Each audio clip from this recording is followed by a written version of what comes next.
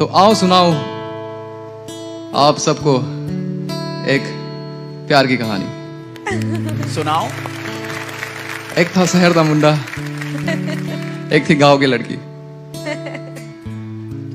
दोनों मिले कुछ इस तरह जैसे मिलते हैं संगम पे दो नदियों का पानी।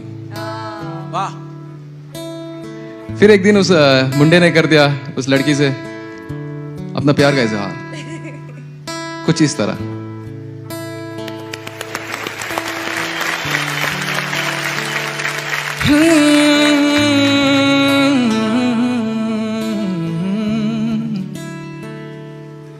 जे तेनू धूप लगे आवे तो मैं छाव बन जावा।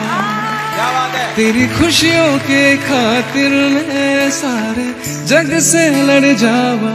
यही मेरी आरज़ू कि तेरा ही मैं साथ दूं, तेरा बन के रहूं सदा मैं परछावा।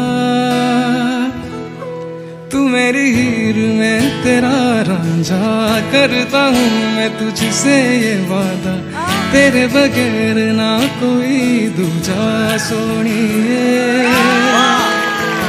तू मेरी हीर में तेरा रांझा, करता हूँ मैं तुझसे ये वादा, मैं एक प्यासा तू नीर बन जा सोनिए।